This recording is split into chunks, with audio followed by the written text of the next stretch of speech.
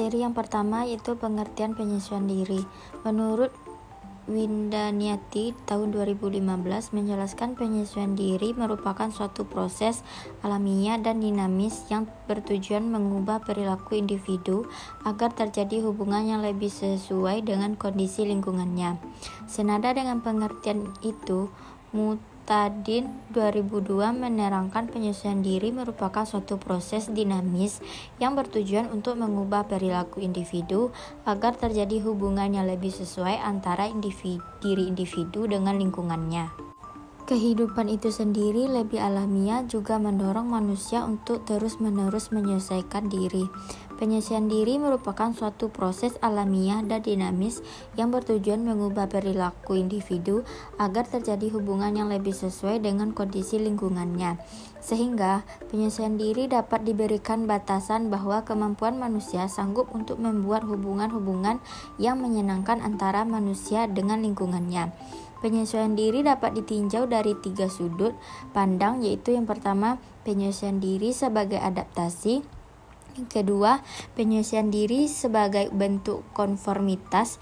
Yang ketiga yaitu penyesuaian diri sebagai usaha penguasaan. Baiklah, saya akan menjelaskan materi bagian B, karakteristik penyesuaian diri yang sehat dan terganggu. Yang pertama, karakteristik penyesuaian diri yang sehat. Menurut Heru dan DKK tahun 2022, karakteristik dari penyesuaian diri yang normal atau sehat adalah sebagai berikut. Yang pertama yaitu absensi of excessive emotional, yaitu terhindar dari ekspresi emosi yang berlebih-lebihan dapat merugikan diri sendiri maupun orang lain atau tidak mampu dalam mengontrol diri, yang dimana kalau kita sebagai manusia tidak dapat mengontrol emosi dan mengontrol diri, itu akan merugikan diri kita sendiri. Yang kedua yaitu absensi of psikologi mekanisme, yaitu terhindar dari mekanisme psikologis seperti rasionalisasi, agensi, dan kompensasi. C. Absensi of sense of personal frustration, yaitu terhindar dari perasaan frustasi atau perasaan kecewa karena tidak terpenuhi kebutuhan, karena setiap kita mempunyai kebutuhan, jadi tidak semua kebutuhan bisa kita penuhi. Yang D.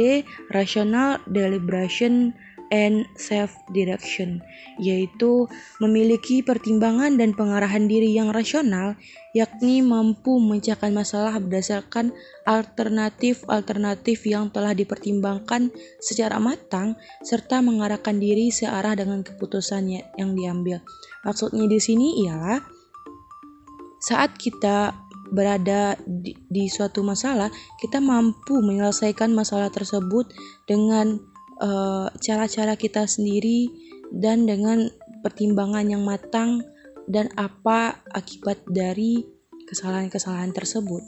Yang E, ability to learn, yaitu mampu untuk belajar, mampu mengembangkan kualitas dirinya, khususnya yang berhubungan dengan usaha untuk memenuhi kebutuhan atau mengatasi masalah yang timbul sehari-hari. Kita harus mampu untuk belajar dan mengembangkan kualitas diri kita agar masalah yang timbul dalam kehidupan sehari-hari kita bisa teratasi. F. Utilization of past experience, yaitu mampu memanfaatkan pengalaman masa lalu bercermin kepada masa lalu baik terkait dengan keberhasilan atau kegagalan untuk mengembangkan kualitas hidup agar lebih baik. Jadi, masa lalu bisa menjadi pelajaran yang berharga untuk kita di masa depan. Yang G yaitu realistic objective attitude, yaitu bersikap objektif dan realistis, yakni mampu menghindari merespon situasi atau masalah secara rasional, tidak dilandaskan pada prasangka buruk atau negatif. Jadi di sini kita harus bisa berpikir positif terhadap masalah yang kita hadapi. Sekian penyampaian materi dari saya. Terima kasih. Materi yang kedua yaitu karakteristik penyesuaian diri terganggu.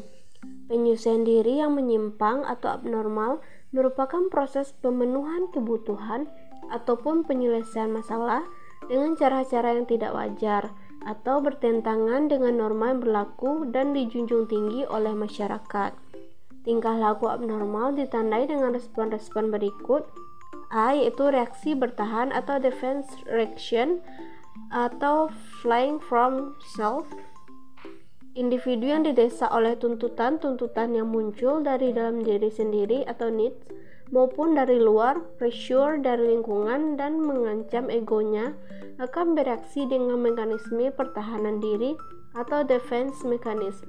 Mekanisme pertahanan merupakan respon yang tidak disadari dan berkembang pada struktur kepribadian seorang yang kemudian menetap, dapat mereduksi atau mengurangi ketegangan dan frustasi, serta bisa memuaskan tuntutan-tuntutan penyesuaian diri. B, itu reaksi menyerang atau aggressive reaction dan delinquency. Agresi merupakan sebuah bentuk respon untuk mengurangi ketegangan dan frustasi melalui media tingkah laku yang merusak, berkuasa, atau mendominasi. Reaksi agresi tidak memberikan nilai manfaat bagi kesejahteraan rohaniah individu atau penyelesaian masalah yang dihadapi. Agresi dipengaruhi oleh beberapa faktor, yakni faktor fisik seperti sakit-sakitan atau mempunyai penyakit yang sulit disembuhkan. Kemudian faktor psikis seperti ketidakmampuan atau ketidakpuasan dalam memenuhi kebutuhan dasar seperti rasa aman, kasih sayang, kebebasan, dan pengakuan sosial. Lalu yang terakhir adalah faktor sosial, di mana contohnya yaitu perhatian orang tua yang sangat membatasi atau sangat memanjakan, hubungan antar anggota keluarga yang tidak harmonis, hubungan guru dan siswa yang negatif, kondisi sekolah yang tidak nyaman, kegagalan dalam pernikahan, kondisi pekerjaan yang tidak nyaman ataupun di PHK. C, itu reaksi melarikan diri dari kenyataan atau escape and withdrawal reaction and flight from reality, yang merupakan perlawanan pertahanan diri seorang terhadap tuntutan, desakan, atau ancaman dari lingkungan di mana seseorang itu hidup. Escape merefleksikan perasaan kejenuhan atau putus asa, sementara withdrawal mengidentifikasi kecemasan atau ketakutan.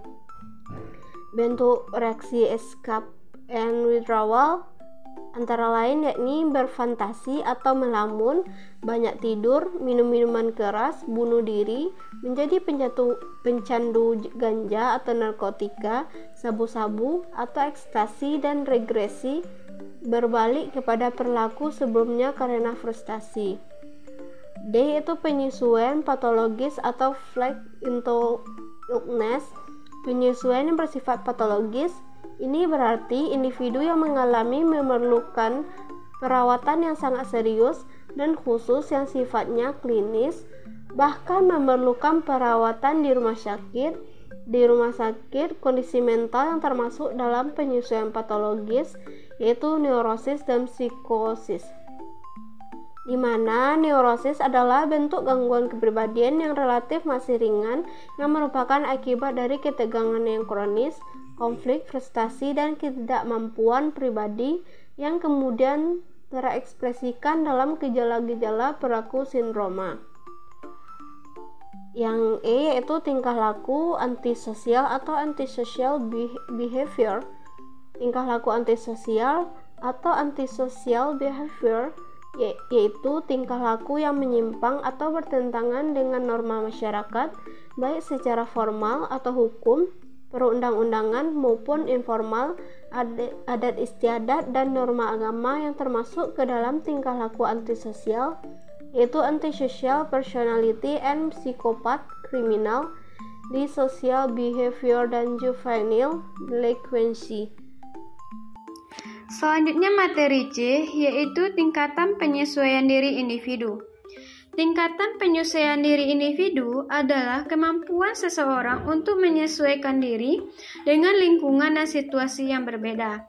Penyesuaian diri ini merupakan proses kompleks dan dipengaruhi oleh berbagai faktor, seperti kepribadian, pengalaman hidup, dan kemampuan dalam memecahkan masalah.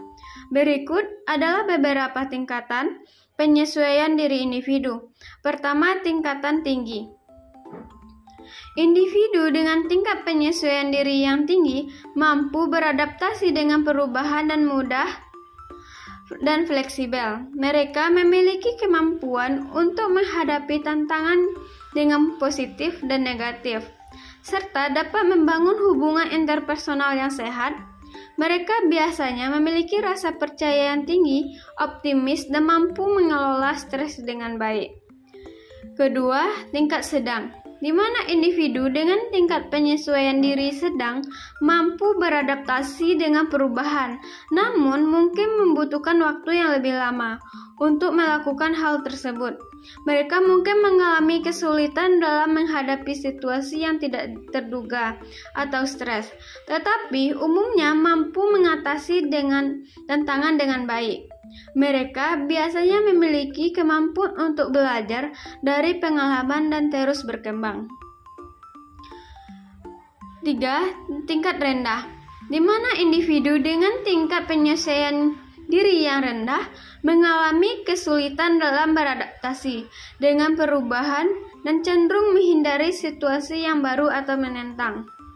Mereka mungkin mengalami kesulitan dalam membangun hubungan interpersonal yang sehat dan sering merasa cemas atau tertekan dalam menghadapi situasi yang tidak terduga.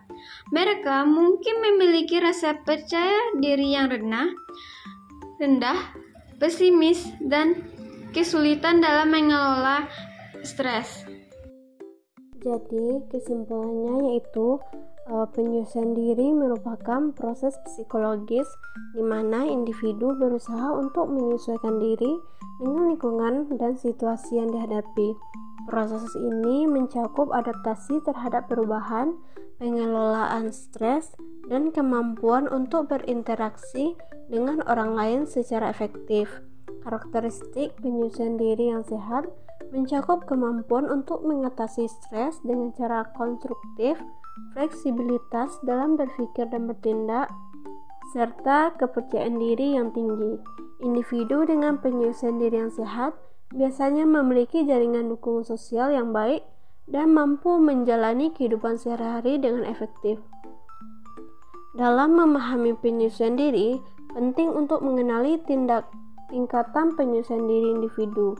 Proses ini dapat dibedakan menjadi beberapa tahap, mulai dari pengenalan terhadap masalah atau perubahan dihadapi, pencarian solusi, hingga penerapan strategi penyesuaian yang efektif. Setiap individu mungkin mengalami proses ini dengan cara yang berbeda, tergantung pada faktor-faktor seperti kepribadian, pengalaman hidup, dan dukungan sosial yang tersedia.